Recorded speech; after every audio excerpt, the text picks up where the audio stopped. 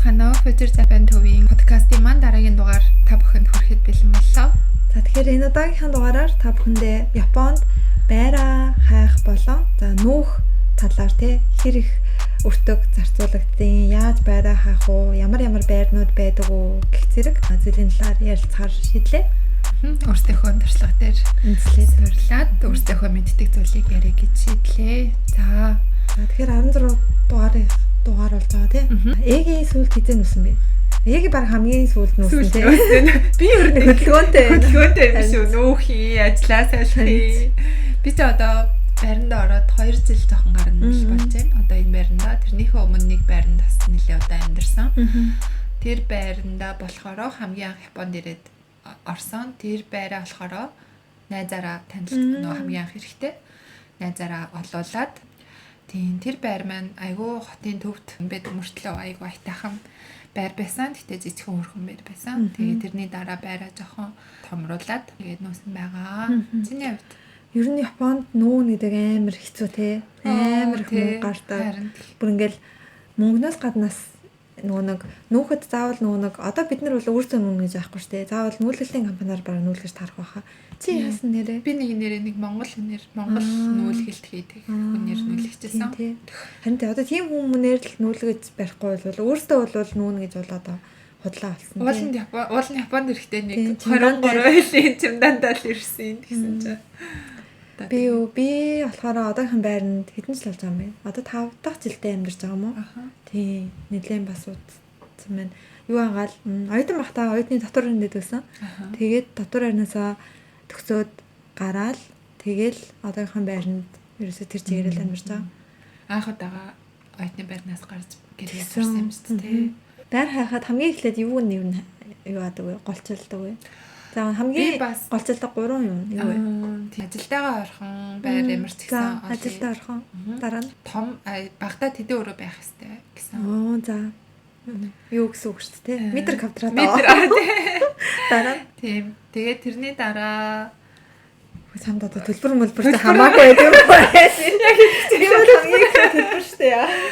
Бүр тийм төлбөр тийм л юм байна. Тэгээд хол ойр тэгээд хэдэн өөрөө гэсэн тэр л юм байна. Тэнгүүтээ нэгдүгээр төлбөрөөс юм байна.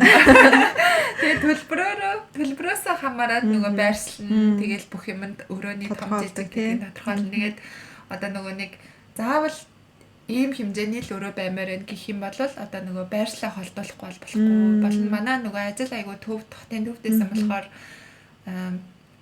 хотын төвд ойрхон гэрт тэгэнгүүтээ байрны түрээс тэрнээс дээшлэхгүй гэж бодсон байгаа болохоор ойрхон мөртлөө нөгөө төсөв маань давчаад ах юм бол ажилласаа холдуулахгүй болохгүй байсан. Тийм нэгэл яг боломжтой юм л хайж байна. Ажилласаа юугийн төвөөсөө арай зайдуу дээрэс нь нэг гал тэрнийхээ буудлаас зайдаа болох тусмал хиндрээ авчдаг тийм. Тэгээд бас юу хийцээсээ амжилт халдсан юм лээ. Дээрэс нь хэдэн онд баригдсанаасаа. Тийм. Тэгээд нэг Японд нөгөө маншин апартмент гэдэг хоёр байдаг. Апартмент нь болохоор нэг жоохон хямдхан тэгээд хэвчлэн 2 давхар 3 давхар тэгэл нөгөө нэг автомат төгжээ хаалга эднэр байхгүй. Тэгээд жоохон модон байдаг тийм. Тиймэрхүү жоохон хуучны байрнууд байдаг. Тэгэнгүүт ерөнхийдөө нэг жоохон апато буюу апартментууд нарай хямдхан гэсэн имижтэй байдаг. Ер нь бол тийм тий апартод амьдардаг хүн гэх юм бол жоохон байрныхаа мөнгөнд жоохон юу юм байна да. Гэтэ бараг гэтэ апартод амьдарч байгаа тий. Тий мөнгөө хэмжиж байгаа юм байна да гэж бодогдохоор Японцод нэг апартод нэг амьдардаг юм шиг санагддаг. Тий манай ажлынхан бүгдээрээ л юу апартод гэдэгч одоо ямар юм ихлээд байгаа вэ? Одоо нэг юм ер нь нэг юм манай монголоор бол нэг өндөр орон сууцнууд идэг штэ тийм биш. Хаус маягийн тэгэнгүүтээ хаус маягийн гэхээр монголоор амьрлаа гэдэг ойлгосон. Хаус маягийн хийдтэй мөртл заслангийн байсан шиг юм байна. Ер нь төсөөлөх юм бол нэг тийм намх 1-2 давхраас хэтрэхгүй модон ч юм уу тэгэл тийм тиймэрхүү байрнууд яадаг вөхөр баригдаад дуцсан байдаг. Тэгэнгүүтээ түрээс нь арай хямдхан тэгээд нөгөө нэмгэн хантай Японы дээр апартууд ч хамгийн гол нөгөө бетон цутгамал биш нэмгэн модон хантай болохоор 100 айгүй хална өвөл их хурдан хөрн тийм байдаг болохоор нөгөө тогны мөнгө кондишн их ажилладаг. Тийм болохоор сар болгоныхоо байрны мөнгийг бодоод одоо нөгөө сарын яачаа сарын байрны түрээс нь хямд юм байна гэж даад апартментэд орох юм бол одоо нэлийн хуучны байр ах юм бол жоо мом ихтэй ч юм уу тий. Тэрэндээ нөө цэвэрлэгээндээ их мөнгө зарцуулаад дайлсвал за нэг сантехник муу энэ гэсэн юм нэг байдаггүй. Японы байрнууд ерөнхийдөө тэр талаараа гайгүй байдаг. Тэгэл нөө хитрхи хүүтэн болохоор кондишнер байнга асаана. Хитрхи 100 их халдаг болохоор кондишнер их асааж сэрүүзүүлдэг болохоор тогны мөнгө их гардаг гэсэн. Сар болгоны нөгөө нэг урсгал зардал нь аюу их болцоод идэг. Тэгэхээр нөгөө алиа юугаа сонгох уу, юугаа хамгийн түрүүнд одоо чухал төцгөө гэдг нь л байна л да. Тэгэхээр ямарсан маншон болохоор ер нь нөгөө бетонон цутгамал нэлээд зузаан хантай орон сууцнууд тэгэнгүүтээ Япон нөгөө нэг нэгдсэн одоо Монголоос носч Японд ирж үзээгүй хүмүүс ах байвал Монголын байр шиг тийм нөгөө нийтийн халаалт гэж байхгүй өөр өөртөө өрөөнд дотроо халаадаг, халаагаараар халаадаг. Тийм болохоор халуун үед сайн хүүтэн кондишнер хүүтнэр нүлээж гэрээ хөргөн Японы нөгөө аимшигтай зууны халуунд кондишнер заавал хасааж гэрээ хөргөн хүүтэн үед болохоор Японы өвөл бас маш хүүтэн болохоор халуунаар үлээл гэж тий пар одоо нөгөө кондишнераас халуунаар үлээл гэж яадаг болохоор тэр бүх төлбөр нь өөрийнх нь төлбөр болж гардаг болохоор тийм тэгээд нөгөө маншон гэд тэр орон сууцнууд нь болохоор зузаан хантай байдаг болохоор тэгтлээ нэг амар хүүтэнд тэгтлээ амар хөрөөд ахгүй халуунд бас нөгөө жоохон сэрүүхэн байдлаа хатгалаад байдаг. Тийм ялгаатай байдаг. Байраа ер нь ямархуу яаж олдог гэлээ. Хөвчлээ ер нь нөгөө үйл хөдлөх зуулчлалын газар л очиндоо тий. Интернетээс би нэг хайдгүй маа. Дандаа шууд очиж юу асуусан юм байна. Шууд одоо нөгөө ямар одоо стейшн тий ямар өртөөн дээр амьдрахыг хүсэж байгаа. Тэнгүү шууд тэр өртөөн дээр очиод тэгэл юу ажисан тэр нөгөө үйл хөдлөх зуулчлалын компани дээр нь очиод тэгэл өөрийнхөө ямар байр хайж байгаа гэдгийг хэлээд стейшн яаж сонгосон бэ? Чиний байраа сонгохдоо юу чухал татсан бэ? Ойрхон эхэлж яасан ажилдаа ойрхон. Тийм ямар ч ажилдаа одоо нөгөө нэг ямар нэгэн шугам солихгүйгээр шууд нэг шугамаар очдог байх гэсэн хамгийн ихэндээс мах. Дараа нь 2 дугаарт нь болохоор 2 давхраас дээш. Яагаад 2 давхраас дээш гэж байна? Тэр чинь юу шүү дээ. Одоо Японч нэг амар их юунууд байдаг. Ерөнхийдөө нэг давхарт амьдрах юм бол жоохон аюултай гэх юм уу? Ганц бие эмэгтэй хүний хувьд ингээ жоохон ер нь дими гэж сонсогдож байгаа байхгүй юу? Яг тийм бол хувцаа гадаа ханаа хатааж болохгүй ч гэдэг юм уу тий чадахгүй. Тий одоо нэг яг Монголоос сонин сонсож магадгүй л энэ амар нэг хэрэг дотор хувцсан тэр ч юм уу тий гадаа хатаах юм бол ингээд нэг хүмүүс ч гэж тий донтой өмнө тэр хамт аваа явчихсан гэж сонсчихсан. Тийм болохоор тийм тэрийг бас амар суулжсэн. Тэгээ бас дээрэс нөгөө цонхоо байнга хаахгүй бол гаднаас нь хардаг. Ер нь бол 2-оос дээш давхрын л зүгээр тий. Тэгээд 3 дугаарт нь болохоор тэг өөр юу байсан бэлээ. Надад бол нөгөө тэр өртөөнөөсөө одоо тэр галтэрныхан буулаас алхаад бол хэдэн минут яасан хамаагүй гэд бодчихсан байхгүй юу. Сэргээрээ бараг тэр нь бараг зүгээр юм санагдаад.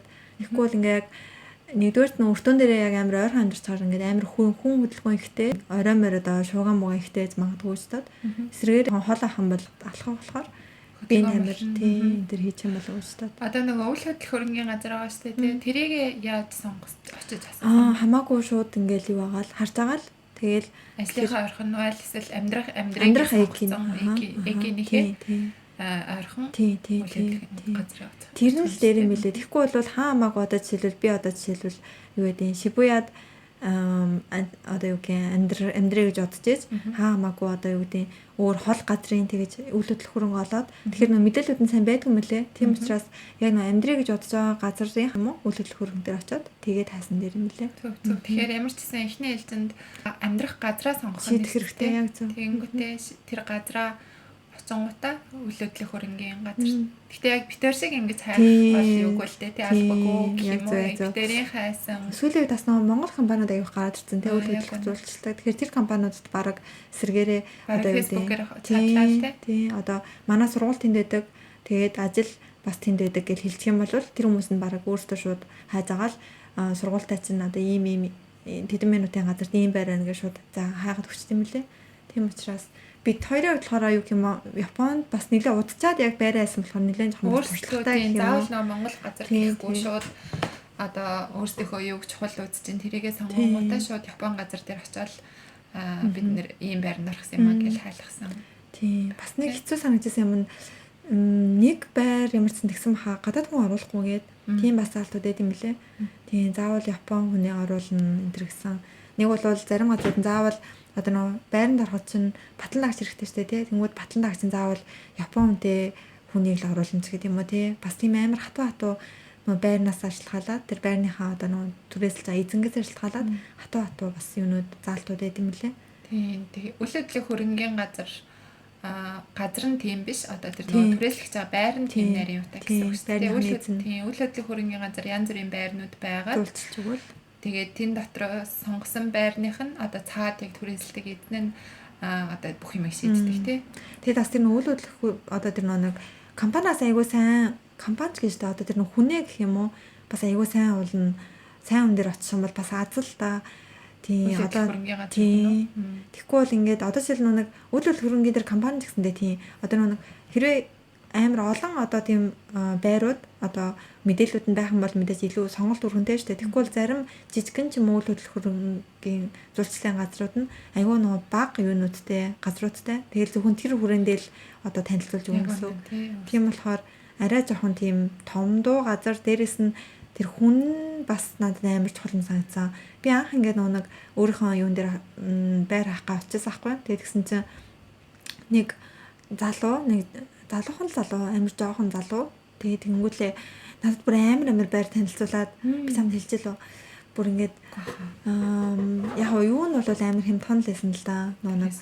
Тийм түрээс нь миний залтуудыг бол бүгдийг нь ингээд хангаж байгаа заяа. Түрээс нь яг миний тэр хэлсэн түрээс дунд тэнгүүлээ хоёр давхарт тэнгүүтлээ нөгөө нэг юу шугам салахгүй энэ яг бүх юмнуудыг ингээд хангацсан. Тэнгүүтлээ бүр амар том барьсан. Бүр яг одоо танаа байрнаас бараг танаа байрахгүй юм уу? Тийм 2 3 өрөөтэй. Тэнгүүтлээ амар хуучны байр заяа. Тэнгүүтлээ бүр хамгийн амжилттай за өдөр хуучных нь яг бол мэдрэнгүй юм бэ тийм нэг хоёр. Тийм нэг залуу охин амьдарч байгаа тий. Тэгэнгүүтлээ яг тэр чинь амар зөвөн бас санаа тийм тактик аваад байгаа байхгүй. Одоо тэр байранд хизээч баг Япончууд баг ганц би хүмүүс тийм орохгүй. Болохоор мэдгүй гадаад хүмүүс яг зөв. Тэгэхээр тиймэрхүү бас жоохон сэтгэлгүй хүмүүс амар байдаг юм шиг санагдсан. Тэнгүүтлээ хамгийн амжилттай ингээд хажуу талд нь заяа ингээд нэг амар хүн амьдардаг. Ямар ч сан тэр амар хүн амьдардаг заяа. Бүр ингээд одоо нэг гадааны балкон шиг юм таа байхгүй юу? Үүд гэсэн үг шүү дээ. Тэнгүүт тэр үүд чинь нийтийн эзэмшлэх баа шүү дээ. Тэнгүүлээ бүр амар олон бараг 5 6 юм мангар том эрэгтэй хүний тийм гутал ингээ угаагаа тавьсан зэ үүдэн дээр. Тэдрийг бүр ингээл нэг юу атсан игнүүлэл тавьсан. Тэнгүүлээ нэг Японд амар их нэг тийм порн сэтгүүл эдэн шүү дээ. Тийм сэтгүүлүүдийг бүр гадаанаа тийм юуны хангаата үүдний хангаата бүр бодлоор нь тавьсан зэ. Йоо би бүр харцаад бурхан минь. Тэгээ бүр яг миний хажууд амьдардаг хүн заяа. Тэр яг хажууд талын өрөө. Тэгээ бүр тэрийг харцаад орохдоо л бүр ингээ сонирн болчихсон юм чи. Энэ одоо юу вэ гээл. Тэгэл тэгсэн чинь тэр хүнд болохоор тэрийг бүр бараг тоочгүй айгу юу онцгүй гэх юм уу. Тийм тэгэл бас хүннээсээ амар яад юм байна да аршлахалд юм байна да гэж бодсон. Тийм байна. Би бас яг одоо энэ амьдарч байгаа байраа танилцуулж авахдаа бас нэг залуухан залуу байсан. Тэр залуу айгу гайгүй залуу байсан. Надад ийм зөндөө олон байрнууд зөндөө олон жоох нэг 2 3 байр авс дээр нь очиал те юм яриад юм гээл тэгэнгүүт за тэгвэл гарч хоёлаа шууд байрнуудаа өцгөө гээл те тэгээ шууд машинтай гараад тойрч үзээл тэгсэн чинь эхний 1 2 байраа би шууд энэ бишээ арай л бишээ гэд тэгсэн чинь тийм байх те жоохон тийм байх те гээл надтай санал нийлээл яваад тэгэл явж ясна яг хамгийн сүүлийн 3 дахь байр нь яг энэ байр ягаал тэгэл орж ирэл би шууд за энд гээл бүр орж ирэнгүүт нэг юм цаанаасаа нэг юм нэрийг те мэдэгдээл за энийг яа гээл шууд шийдэл тэгэл яг орж. Би тэгээд тийм тэр үйл хөдлөх зурцлаа би 2 3 4 газраар орж исэн баха. Эхний газар нь тэгэж түүнээр хамаа гэрээ хэлгсэн годдоо тэндээ. Амар хэлгсэн. Нэрэ. Би тэгээд яг би нэг яг нөө хэлжсэн шүү өмнөх юугаар нөө би нөө хүнд өгөө гэж хэлж чадахгүй.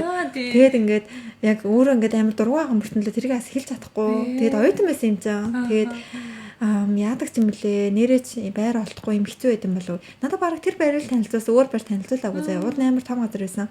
Тэнгүүтлээ одоо ингээ гэрээ ихгүй болвол эн чинь ингээд өөр хүн ингээд авцсан. Тийм болохоор одоо тийм юун дээр офс дээр очиод юусэн гэрээ хийгээд ингээд яг гэрээ хийсэн гээд одоо өнөөдөр заавал ор гэсэн үг биш. Угаасаа мөнгөд л үгүй амжаа. Ор гэсэн үг биш. Ерөнхийдөө ингээд гэрээ хийх юм бол өөр хүмүүс одоо энэ байрыг чинь ингээд танилцуулдаг юм байна л да.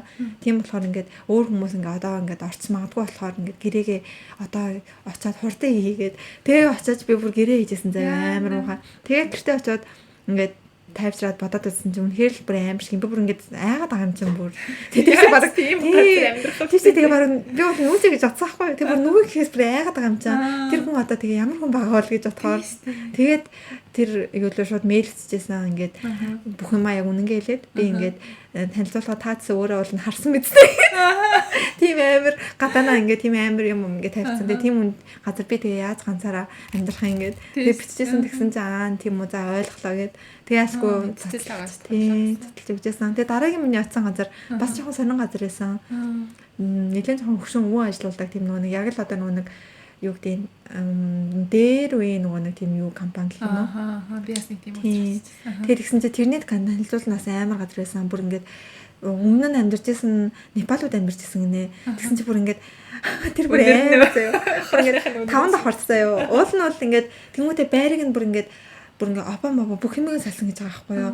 Тэгээ шив шин байр юул нэгэ доторх нь. Тэгээд ингээд 4 5 давхрын байр. Тэгэл яг 4 давхраас ингээд дээшээгээ 5 давхарлаа гарч байхад ингээд нэг амар тийм нэг сонио өнөртэй заяа. Тэр бүр гайхаад энэ ч юу өнөр вэ гэх. Тэгэл хараад үзсэн чинь яг миний тэр нэг танилцсан байр нь хаалганы олцсон пүк хэл заяа. Бүр амар өнөртэй. Тэгсэн чинь тэр байрны бүр ингээд цонхойг ингээд онгойлгоцсон байсан заяа. Тэгээд тэгсэн ч бүр ингээд тэр одоо нэг Непалуудын тэр нэг өнөр нь ингээд арилаагүй. Аимсигтэй юм би. Бодогны өнөр хүртэл арилдаг гэсэн. Тэгээд тэгсэн чинь хамгийн аимштай тэр бүр ингээд одоо бүр ингээд обонд нь шингээд бүр цаашаа ингээд ханд нь ингээд нэвчээ шингэсэн. Тэр нөө юу байсан бэ та? Модон байшин байсан. Тэгээ модон нь шингэсэн. Тэгээ бүр ингээд доторхойг ингээд бүгдийг нь салсан байгаа байхгүй юу? Бүр ингээд шив шин доторхой. Тэгсэн чинь бүр ингээд нөө өнөр нь гарахгүй. Тэгээд тийм уул амар дажгүй барьсан. Нэг амьдрахад яг тохиромжээ. Тэгэл тэр хүн гэдэг өөстэй амар хөөрхөн тэгэл энэ харин ингээ өнөр нь гарахгүй байгаа. Тэгээд тэр хүн яаж хаад ягаад би нэг олон газар очих гэсэн бэ гэхээр тэр хүний яг үнэхээр л яг нөө байгаа нэг тэр газрууд нь л яг тэр байрууд яг миний нэг юунд нөхцөл тохирохоор тэгэхээр том газар очивол илүү сонголт ихтэй байх юм билээ. Тийм ээ. Тэгэхээр ерөөсөө Японд Угаасаа зөндөө байраад тийм. Японд бүр ямар ч одоо үнэхээр одоо цаг цаа боломж нь байд юм бол үнэхээр сэтгэлтэй хүрсэн байраа олтлоо хайх хэрэгтэй. Тийм яг би бас нэг тийм хуучин газар нэг очиж ирсэн. Тэр болохоор одоо ийм түрээсийн байр зуршлах гэхээсээ илүү одоо нэг байр зархад ч юм уу тийм хүний хуучин байр авч махад ч юм яг тийм нэг хуучны нэг тийм зэрэг тэгэл одоо баг тийм том арай нэг өөр 8 хийдэг ч гэх юм тийм байрыг чинь зарж байгаа байр хөдөлтөж авах хүн яа гэсэн тиймэрхүү газраас тэгэхээр үйл явдлын хөрөнгөний газар гэхээрээ л бас юу бүгдээрээ ижил хэм биш өөр зөндөө олон өөр байдаг болохоор тийм билээ. Тэгээд тэр яг зөв газраа олоод тэгж очихнаас амар хэрэгтэй юм байлээ. Тэгээд байрны үнний хувьд гэх юм бол хоёлаа нэг юун дээр ярьсан шүү дээ. Японд хүртэг. Тийм хүртэг дээр нэлээд ярьсан. Яг дахиад хэлэхэд ерөнхийдөө яг Токиогийн төвдөө гэх юм бол 6-аас дээшээ 60 мянган yen-ээс дээшээгээ. Тэгээд хамгийн гол нь заах энэ тэгвэл хоёлаа энэ удаа нөгөө анх байранд ороход тий ямар байдаг түрээс тэрийг эсдэгтэй хоёлаа ярьж л байсан тий. Гэтэ яг нэг саяны хэлсэн 60 мянган yen-ийн түрээсийн байранд орно гэх юм бол хамгийн анх төлөх мөнгө нь тэрний 1-4-5 сарын төлбөрийг нэг дор өгөх хэрэгтэй болдог. Тэр нь тэгээд бараг л ихэнх нь л буцаж ирэхгүй, ер нь бол буцаж ирэхгүй мөнгө гэж ойлгоход болно. Тэгэхээр 60 мянган yen-ийн байранд орно гэхэд чинь бараг нэг 300 мянган yen, 300 мянгаас 350 мянган yen-ийн төлбөр ихний ээлжинд төлнө. Тэгээд тэр нь ер нь буцаж ирэхгүй гэж ойлгохоор ер нь тэгэл төлбөр жоох ихний ээлжинд л жоох үнэтэй. Тэгээд цаашаага бол тэр мөнгөө төлнө тэгэнгүүтээ. Ер нь бол Японд нөгөө байрны олдоц гэх юм уу тий харцангуй ерөнхийдөө бол гайг байдаг. Хүссэн байрандаа бол амьдарч болно. Нэг хаяа саяны битээр хэлсэн шиг гадаад хүн амьдруулахгүй гэсэн юм байна. Тэгэхээр нэг жоохон дунджаас дээшээ байрнууд бол нэг тийм юм байхгүй тий. Тэгээд бас юу те 2 жил болоод нөгөө нэг гэрээ сонгодог те. Тэр бас жоохон хэцүү те. 2 жил болоод 1.5 сар орчмын түрээс. Манайх бол шууд тий. Манайх болохоор шууд юу яд юм аа 1 сарын түрээсээ бол үгтэй. Юунд тэгээд одоо нэг энэ түрээснээс чинь гадна одоо энэ байранд чинь галын даатгал байгаа. Дээрээс нь бас нэг тэр байрнаасаа хамаарат одоо жишээл манай байр болохоор нэг заавал нэг орж байгаа бүх хүмүүстэй тэр 24 цагийн одоо гинтийн ослын даатгал гэх юм уу да. Тим даатгалаас авал орсон байх хэрэгтэй. Тэгэхээр тэр хоёр даатгал нь гэсэндээ бас адилхан 2 жил болоод дээрээс нь бас нэг юу байгаа.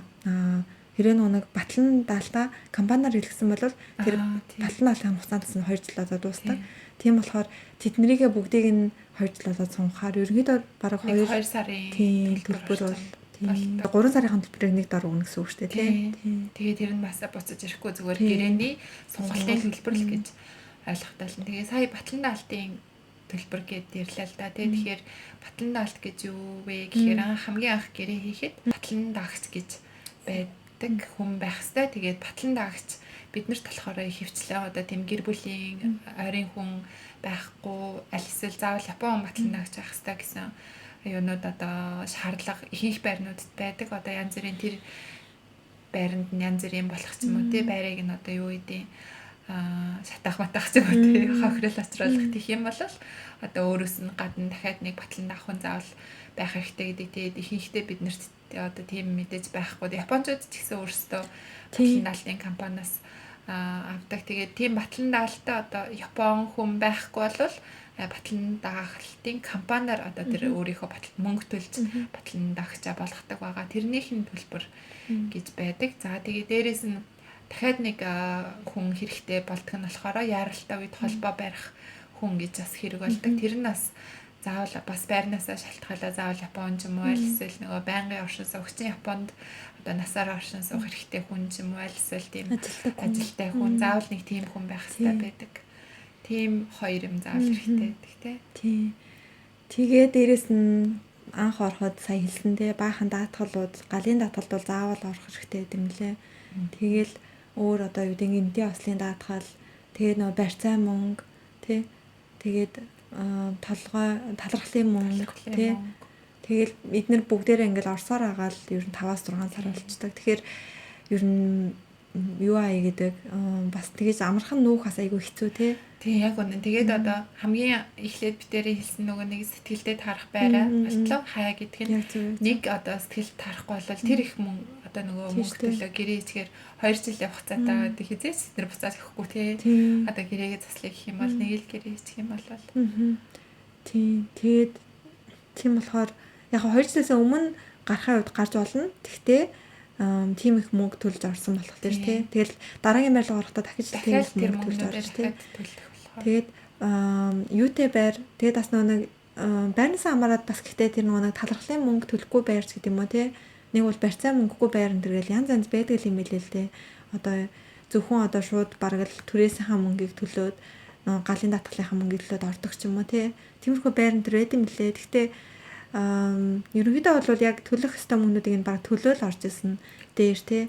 Ямар нэгэн тийм юм байхгүй гэвэл цаанаас нэг юм жоохон нэг учир байгаа тий. Гэхдээ нөгөө Leopalas гэдэг нэг байр тэр болохоор арай нөгөө толгой мөнгө нь арай бага тусдаг. Тэгээд цаанаасаа нөгөө тавилга юмнуудтай. Тийм болохоор манай оюутнууд ч гэсэн айгүйх ордог тий Leopalas-ын байрнууд. Би бас нэрээ яг оюутан байж байгаа нэг нүүх гээд тэгээд ханаас ч хэллээ мэдхгүй дээр Leopalas гэж сонсоод тэгээд би нэг цагийн ажлынхаа газрын менежерт ярьчихсан аахгүй би ингээд байраа заа тэгээд Leopalas гэд хямдхан орж олдог байр байдаг нэ тийш очиж үздэг юм лөө би ингээд цаг авсан байгаа гэдгийгсэн аахгүй тэгсэн чинь димигээд Япон байхгүй тэгээд дими яахын чи нэгэнд орж байгаа юм чинь зүгээр энгийн одоо юунд орсон дээр байранд орсон дээр тэгэхгүй бол тэр Leopalas чинь ямар ч хүмүүс ерөнхийдөө юу гин тийм нэг шууд орж болдог дээрэс нь төлбөр багтаа энэ төр болохоор ерөнхийдөө амирх гадаадууд дээрэс нь Япончууд нь амьдардаг хүмүүс нь жоохон тийм юу гэмдээ жоохон тийм тогтвор шууршилгүй гэх юм уу тийм явцгүй тиймэрхүү хүмүүс амьдардаг гэд тэгжсэн. Тэгэхээр нь тийм үү. Тэгээ дээрэс нь нэг барилгынх нь айгүй нэг хямдхан штэ тий. Тийм болохоор барилгынх нь хийц мэдсэн бас айгүй муу юм шиг үлээ. Тэгээд айгүй тийм юутэй одоо нэмгэн ханаа Тэгээд нөгөө сайн нэг хэдэн жил өмнө амар их юу болоодсэн шүү дээ. Асуудал ороод ирлээ Палестин. Нөгөө нэг барилгын материалыг орох хэвээр юунаас нь материалаас нь амар багаар хийгээд тэгээд зарим юунууд нь бараг яасан гэлээ. Бүр амар юу асуудал болоод ирсэн. Тийм байдаг баг. Тэгээд тийм болохоор тэгээд нөгөө хажуудлынхаа айлын хүмүүс амар сонсогч монцогддог гэсэн. Нэрнээс бүр амар сонсогддог юм шиг үлээ. Манай оюутнууд бас ингээл сонсож байгаад ингээл бараг л зүгээр нөгөө хүнийхээ найдаж байгаа сонсогддог гэсэн хажуудлынхаа нүний. Тэр бүр ихэр амар байгаа. Тийм тэгэл тийм тэр хүмүүсийн сонсогдох бас байна. Тэгэл өөртөө бас жоохон чимээ гарах юм бол гомдол яг зөв бинтүүлэлээ гэх зөөхөх. Дээрэс нь одоо бид нар чинь ингээл бас одоо Монголоос хамаатан ч юм уу тий аав ээж жоохон хөвгт мөхт ирэнгүүт чинь нөгөө байрны гэрээнд нь хүүхэд байж болохгүй ч юм уу тиймэрхүү заасан байдаг. Тэгэнгүүт нь хүүхэд уйлж болох юм бол шууд гомдол гаргаад тиймэрхүү юм байдаг. Гэхдээ тийм яг гомдол гаргаад Америк энэ чинь шууд нөгөө цагдаа мөгдөө ирээ аваа явцдаг гэсэн. Японд арайч нэг тийм байхгүй л дээ. Ямар ч сайн тэгээд ингээд ингээл анхааруулаад тийм ээ. Одоо нэрээ нүүн гэхээс өстэй адил хаардаг шүү тий. Тэгэл ядчих та яа тийм Монголд яа тийм Японд л ингээл нэг байрнаас нэг байрлал нөхөр тавилгууд нь хүртэл бүх таархаа болцдог. Тэгэл бүр тавилгуудаа хүртэл үржилэхгүй болохгүй тэгэл одоо нөгөө нэг жишээлбэл угаалгын өрөөний ингээл тавир мавирнууд идэг штэ тэд нар нь хүртэл таархаа. Тийм штэ сайз нь ондоодаг тийм бүх юм сайз нь багтгаа болцонгууд ер нь л нүүн гэдэг чинь байрны мөнгнөөс гадна тэгээд тавилга бүх юм. Тэгээд нүүлгэлтийн юм одоо машин байна те төлбөр. Тэр нэрээ нүүлгэлтийн компаниудаар нэг хүн ганцаараа амьдардаг хүн энэ төр нүүхэд ойролцоогоор хэд байд юм болоо. Ямар ч нэг 30 мянган янаас бол дээш байгаа. Дээшээ байх те. Тэгэл их юутай болоо. Тэгээ бараг 10 марга төлөх те 10 мянган 100 мянган орчим. За хоёул амар нүүгч байгаа юм. Харин тийм ээ. Тэгээ ямарчсан байрнаасаа гэрээнээсээ төрүүлээд яг гарахын хувьд бол гарч олно гэхдээ тий гарахад бол гэхдээ нэг нөө каякорио гэд төлдөг газрууд байж магадгүй тий баг тий зарим газрууд ийм мэлээ заавал дор хаяж 8 сараас дээш амьдарч ийж гарах хэрэгтэй энэ хэрвээ тэгэж гарахгүй бол одоо нэг үлдсэн тэр нөө 8 сар хүртэлх төлбөрөө заавал төлөх хэрэгтэй энэ гээд Леопалас амир их тийм одоо нэг Японоор нэг шибари гэж яриад байдаг шүү дээ. Ийм нөгөө нэг хатуу гэр амир байд юм лээ Леопалас. Хямдхан болохоор тэрнтэйгээ ажиллах юм тиймэрхүү юм бас.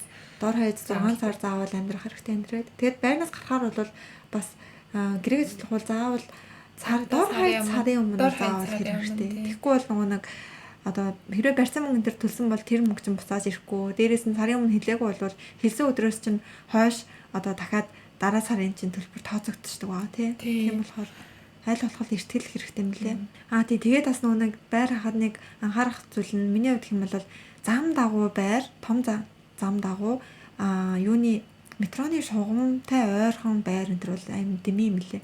Тэгэхгүй бол метроны дуу сонсогддог. Тийм, метроны шугам дагуу бол яг хөө метро тэгээд нэг 12 1 гэл явхаа олчихлаа юм л да. Тэгтэл өглөө юм чинь бараг 4-өөс эхлэх явна шүү дээ. Тийм, амар сонсогддог тийм. Сонсогдоо ерөөсөө унтаж чаддаг. Тэгээд зарим хүмүүс нь тэгэл амьдрал хүмүүс нь тасчдаг юм шиг үл. Гэхдээ нэг тиймэрхүү юмнуудаа мэдээд нэг жоохон хямдхан энэ төр байдаг тийм. Тэгэхээр ер нь нэг жоохон хямд байгаад юм бол ямар цаана ямар нэг юм байгаа. Тийм. Тэгэл нөгөө нэг монголчууд яадаг Японд аяг өсөнстэй хүмүүстэй гэл тийм.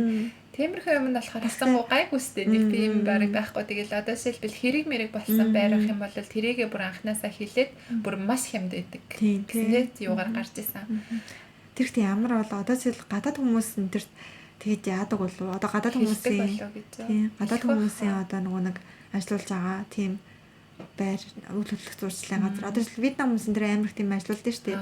Тэд нар энэ төр яг хэлэхгүй болов. Харин тий би яг нэг ажлынхаа хүнд манай ажлын хүнд хамилтаар яваад тэр хүндээ нэг байр хайгаад саяхан яг нэг үйл хөдлөх хөрөнгөний газраас хэд хэдэн байр нь юу авсан байхгүй үнийн санал тэгсэн чинь нэг давхарт 108 102 гэдэг яг эзлэх нөгөө хэмжээтэй эзлэх байр байхгүй тэгсэн чинь нэг нь арай хямдхан тэгээ энэ яагаад юм хямдхан байгаа юм бол гэсэн чинь энд нь хүн өнгөрч ирсэн ингээд надад шууд хэлчихлээ.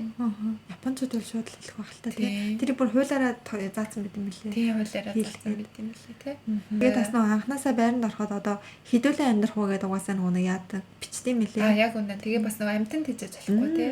Яг зөв. Тэгээ хүүхэд тэ бас орж болохгүй жоо хүүхэдтэй энэ төр гээд тий. Тэднэргээ бүгдийг нь эхнээс нь яг үнэн зөвөөр хэлж сурахгүй бол дараа нь яг тэр нөгөө гэрээнээсээ зөрчсөн гэдээ бас тий торгуулийн дээрээс. Тийм, торгуулаас гадна бүр ингээд нөгөө гэрээгээд орсон байхад хөөхтүүд тийм. Хэрвээ амьтанд хижээх бол амьтанд хижээх зориултын байранд анханасаа мөнгө төлж орох хэрэгтэй. Тэнгүүд одоо нөгөө эхлээд яг уу амьтан маань байхгүй байлаа гэх юм бол амьтанд хижээж магадгүй гэдэг амьтандаа байранд амьтанд хижээх боломжтой байранд орчингуудаа дараа нь яг нөгөө амьтнаа хижээх болохоор дахиад мөнгө нэмждэл тийм.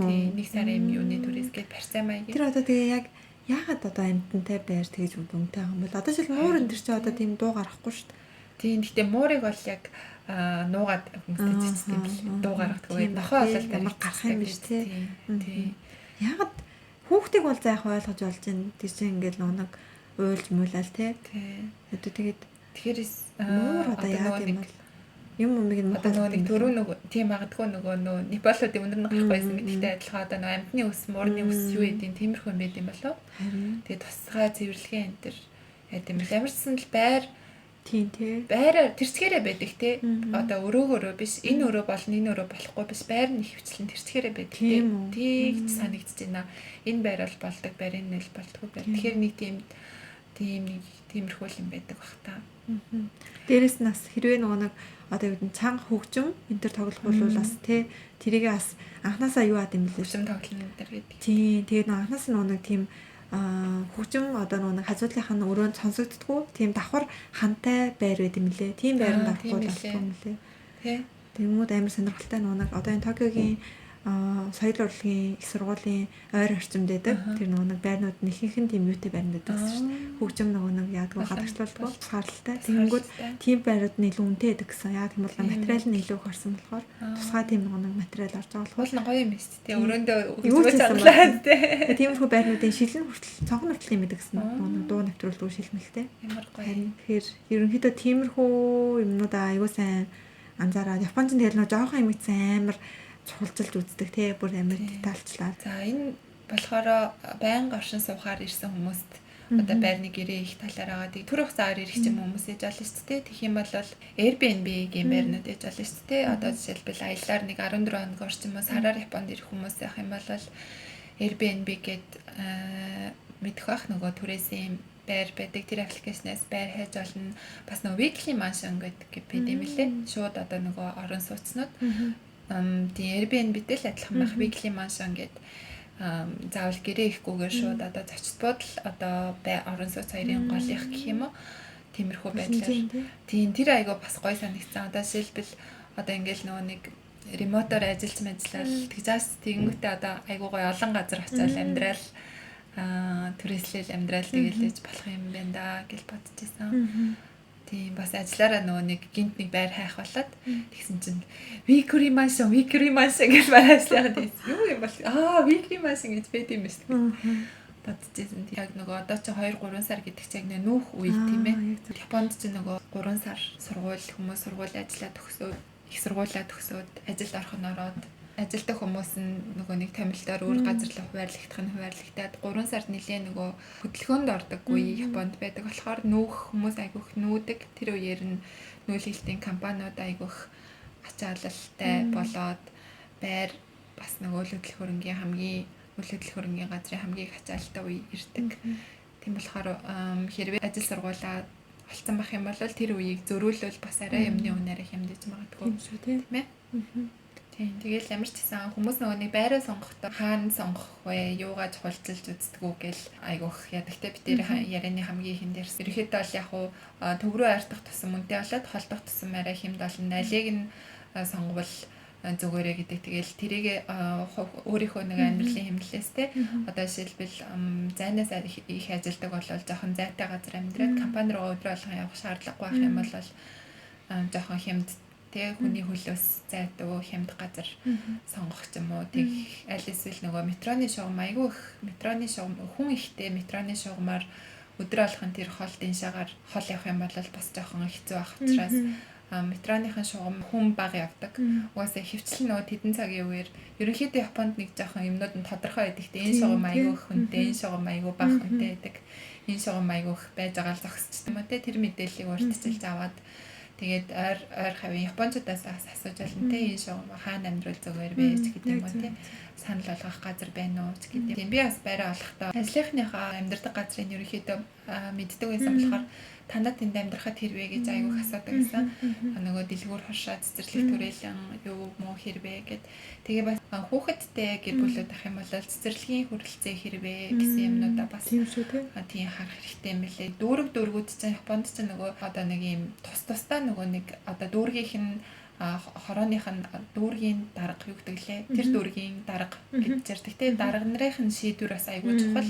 Одоо жишээлбэл коронавигоор одоо нөгөө онцгой адил зарлал гэх юм бол дүүргээс шийднэ гэлдэгдэг шүү дээ. Тэрнтэй адилхан тэр дүүрэг гадаадад айгүй ээлтэй мэлтэй гэсэн юм бас байт юм лээ. Тэгээд Шинжикгүй дүүрэг жишээлбэл гадаадууд ихтэй байдаг болохоор айгүй гадаадууд зүгээр мүгээр гэсэн тиймэрхүү юмнууд бас байт юм лээ. Жишээлбэл одоо яг нөгөө нэг Майен Боши гэдэг нөгөө юу гарсан байгаа. Онцгой байдлаас арай өөр нөгөө нэг коронавирус их халдварлахаас хамгаалсан нэг тийм юу юм да. Тэгэнгүүт Сайтама болохоор ганцаараа одоо манайх бараг хамаагүй гэдэг газруудаа тэдэн цаг хүртэл ажиллуулсан гэсэн тийм юмтай. Тийм болохоор нөгөө нэг дүүргийнх нь дарга нарын шийдвэр айгуу нөгөө хүчтэй. Тийм учраас тиймэрхүү нөгөө цэцэрлэгийн хүрэлцээ ч юм уу тиймэрхүү юмнуудыг бас нарийн сайн судлал зөвхөн нөгөө байршил гэхгүйгээр судлал зүгээр юм лээ. Тэгээ тэрийг өөрөөсөө интернетээс хэлтэй болоод судлаад юу ахгүй байх юм бол ойр орчмын японочдоос ачмантай ажлынхнаасаа ажилдаа хамгийн удаан ажилласан хүн жишээлбэл 10-20 жил тэр компанид ажиллаж байгаа хүн байх юм бол одоо нөгөө нэг тий хаана амьдрал зүгээр яах вэ гэдгийг хамгийн их туршлагатай тийм хүн учраас тиймэрхүү байдлаар хүмүүсээс асуугаад мэдээл цуглуулад амьдрах байраа бүр нэг насаар амьдрах цаа юм шиг л бараг шийдсэн тийм ээ. Яг зөв. За тэгээд энэ удаагийн дугаараар та бүхэндээ Японд хэрхэн байраа хайх вэ? Байранд ороход юу анхаарах вэ гэх зэрэг зүйлийг өөрсдийнхөө туршлаган дээр үндэслэж ярьлаа. За тэгээд үргэлж дуслан гитарын яриаг сонсдогт маш их баярлалаа. Тэгээд санал хүсэлтээ бас ирүүлдэгт баярлалаа. Манай Future Japan Япон хөтөч төвөнд онлайн Японы сургуультай хэлний бэлтгэл зуучлах үйл ажиллагаа явуулдаг байгаа. Та бүхэн хэрэгтэй зүйлэх юм бол холбогдорой гэж хүсье. За тэгээд дараагийн дугаар хүртлээ. Баяртай.